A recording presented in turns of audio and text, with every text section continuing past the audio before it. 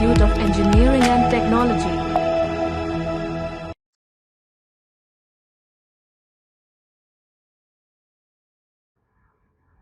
Hello students, today we are going to start a second part of this third chapter in our course of Mathematics 1, which is sequence and series, and in that chapter we are going to start the major component, which is series for any function.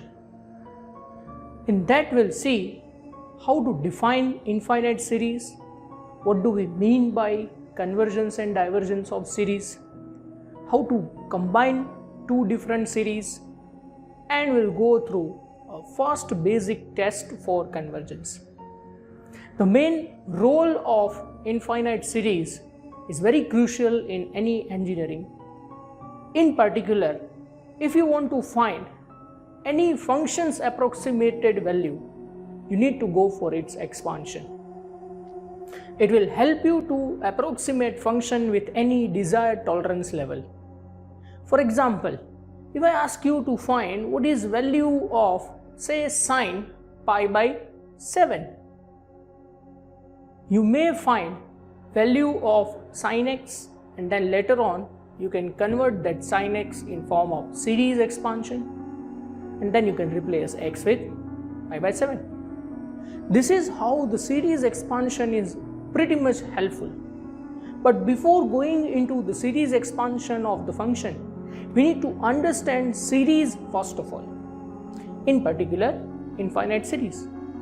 Many of students are very much confused about the method of finding value of any rational numbers. For example, how we are finding value of pi.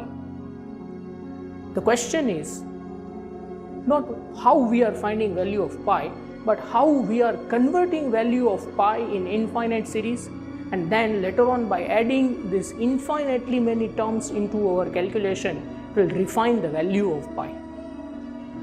If I tell you the latest information, still we are not at the end of finding full value of pi. We have supercomputers, we have many modern technologies, but still the value of pi is not considered as a final value. It is always an ongoing process. Why? Because we are adding more number of terms into the calculation by consideration of infinite series.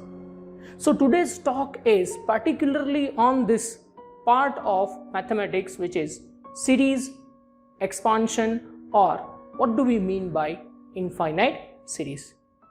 So let us start our first part, which is infinite series. In that, first of all, we'll try to understand what do we mean by convergence and divergence of series. For example, if I consider one infinite series in form of summation 1 to infinity an, which simply means that I am taking addition of a1 plus a2 plus a3 and so on.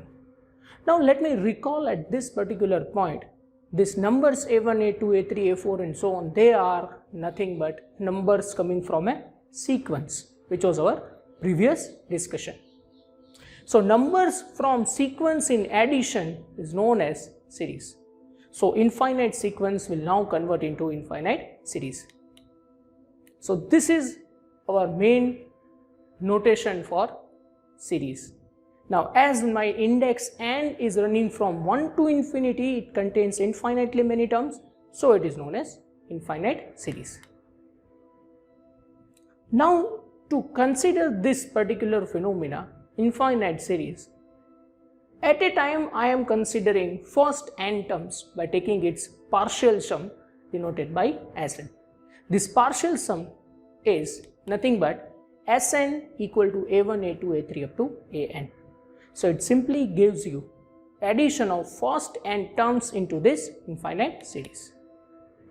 So now focus on this Sn at a time, and if I consider sequence of all such partial sums, then if the sequence is convergent, we can say that this series is convergent.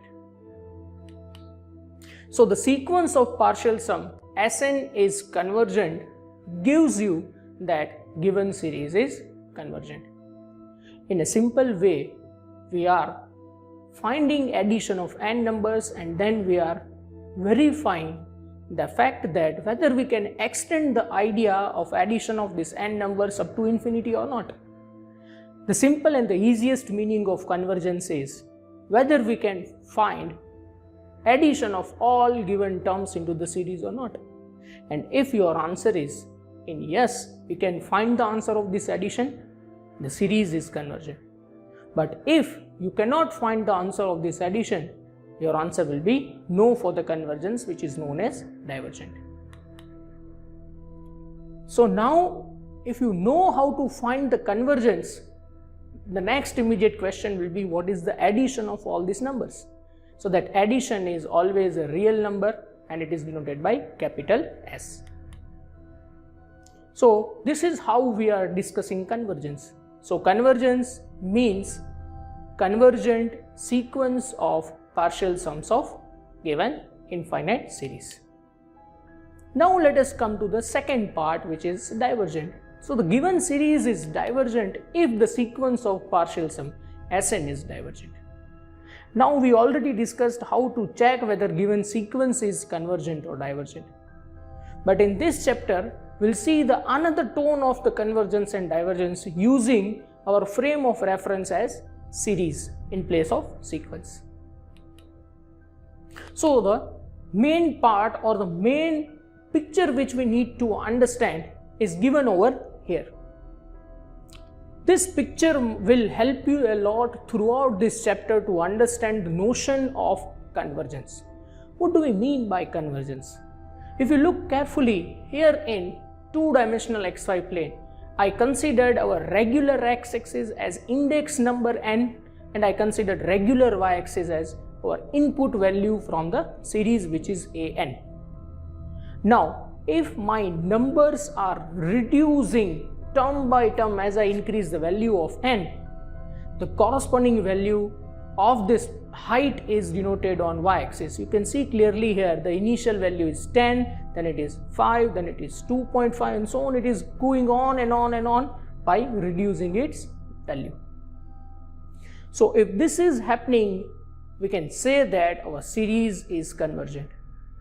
The numbers are reducing and they are reducing up to 0. So this means that convergence graphically simply gives you idea about numbers which are decreasing and moving towards 0, and that simply means that if I find or if I start finding addition of all such heights, ultimately after some stage it will reduce to 0. Means after certain points it will happen that the numbers which you are adding will not affect the number which is obtained at that particular stage. This is the reason why the value of pi initially it is 3.1415 and then it remains fixed. The more you refine the value of pi, more it will add the number at the tail of the value. That means the series which gives you the value of pi is a convergent series. So this must be happening to give a conclusion of any particular value or any particular function. The series must be convergent. So remember this frame of convergent sequence. Numbers are reducing and they are moving towards 0. Now let us consider exactly the opposite scenario. If my numbers are increasing and they are increasing towards infinity, I should ask a question that can I find addition of all the numbers which are represented on y, which will give you actually height? Can I find addition of all such heights? After a certain level, what will happen? It is going on increasing and increasing. The next value is actually bigger than the previous value. That means the number itself is changing from the first value itself. So that means this series is divergent series.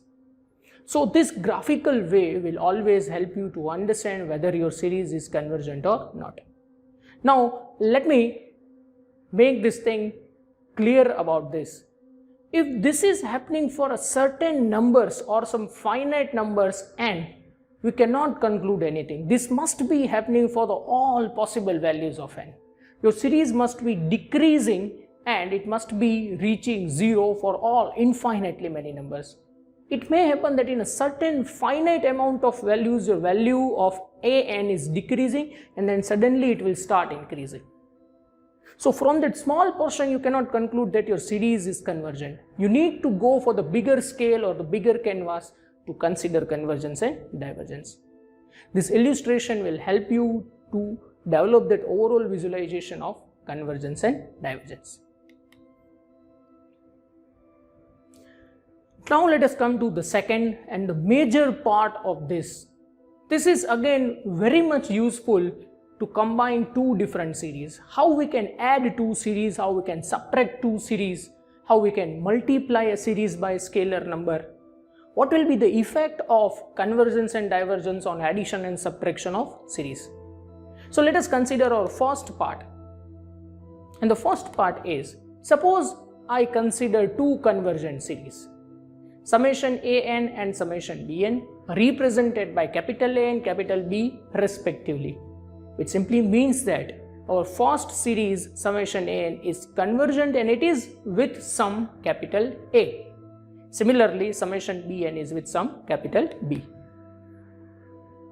If this is happening, if two convergent series are considered in addition and subtraction, their corresponding values of sum are also in addition and subtraction.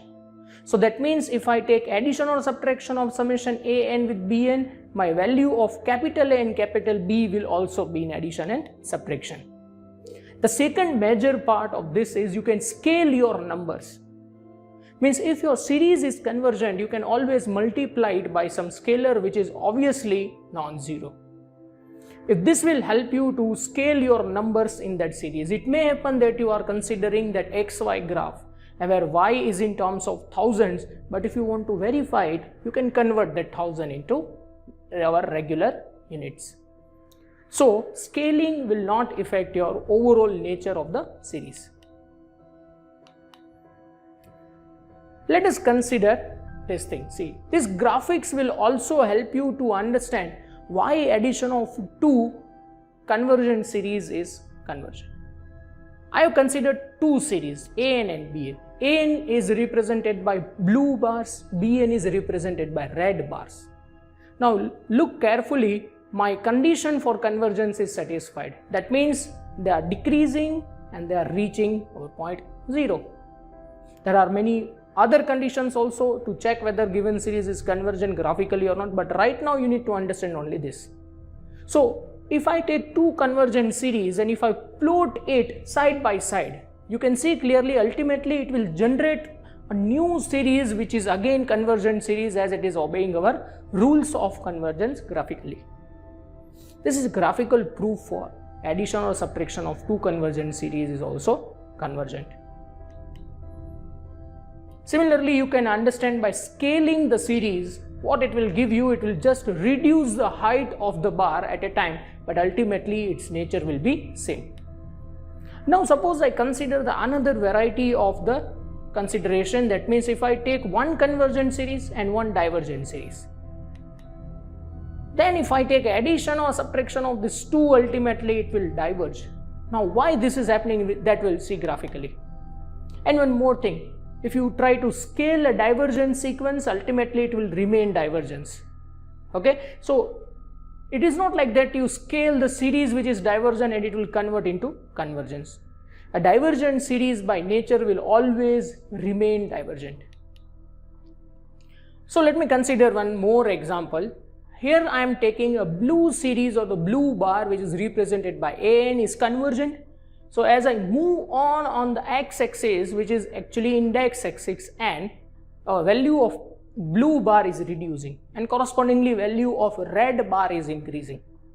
So you can see the points on the y-axis, they are denoting the height. And now my question is simply that if you add these blue bars with that red bars, can you find ultimately height of all such bars after infinitely many iterations? Our answer will be obviously no.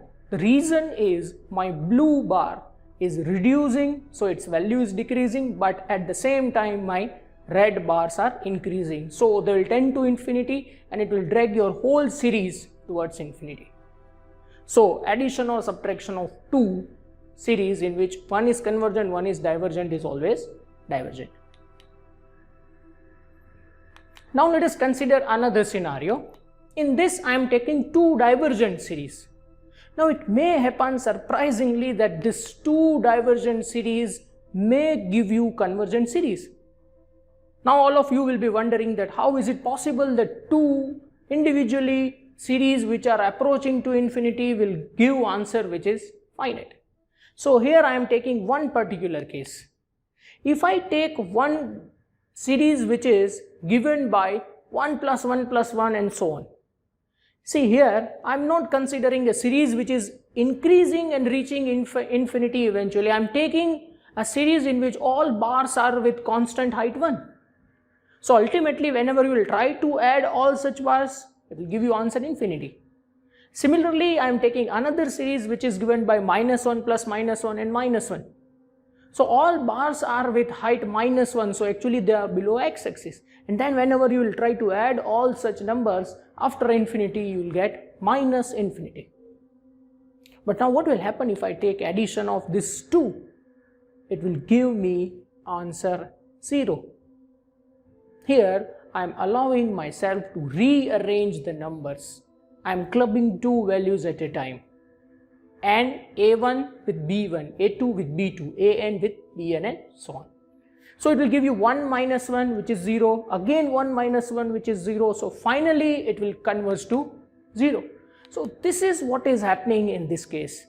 The blue bar indicates a series which is an, red bar indicates the series which is bn. So ultimately at the end they will jump down to origin or x-axis. So ultimately there is nothing to add at all, and so it will give you answer 0.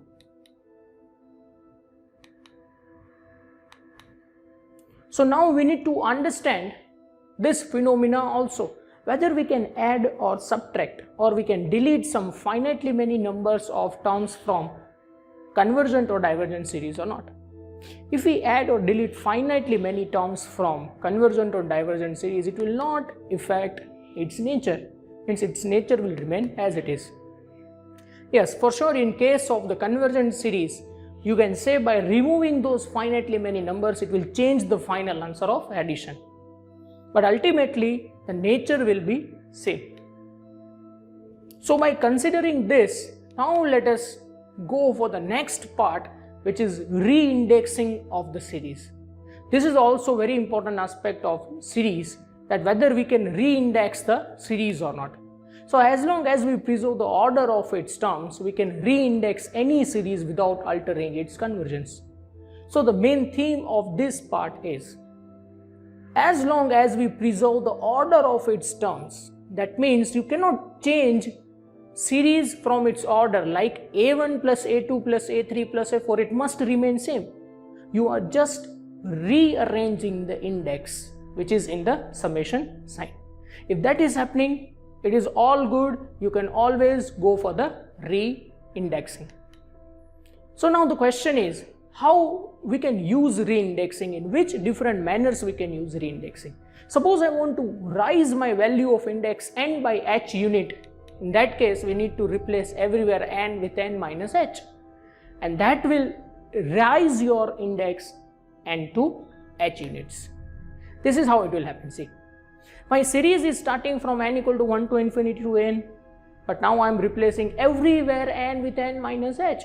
So as well as in summation you are replacing it, and in value of an also you are replacing it. So you can see by simplifying that n minus h equal to 1, it will reduce your summation index from n equal to 1 plus h. So by expanding this, now if you take n equal to 1 to n equal to h plus 1, your first value is remaining 1. That means my series which is n equal to 1 to infinity an, it is also resulting into a1 plus a2 plus a3 and so on.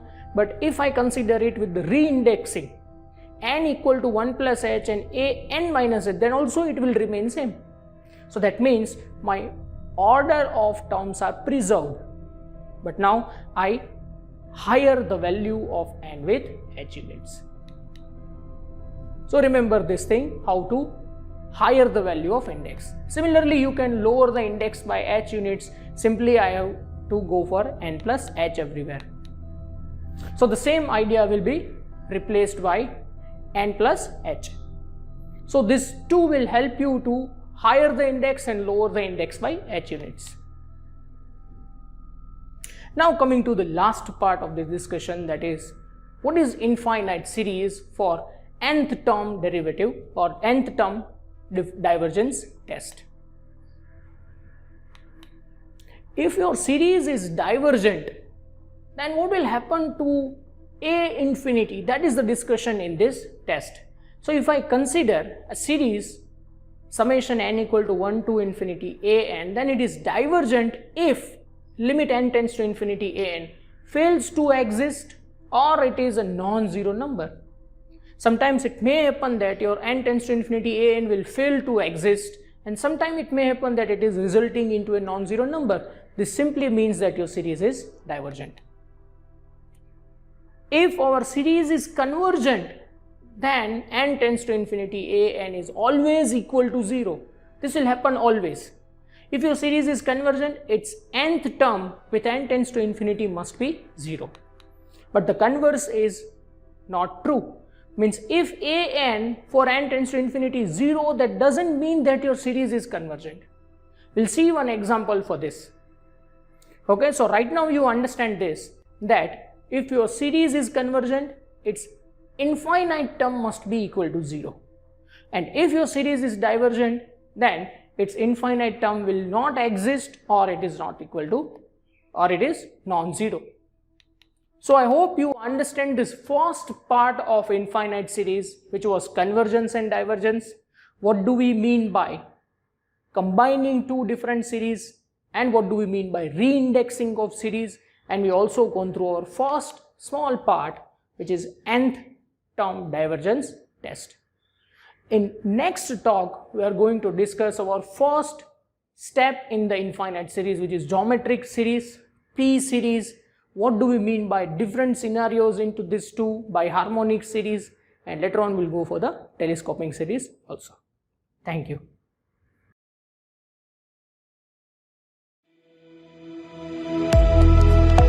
LJ Institute of Engineering and Technology.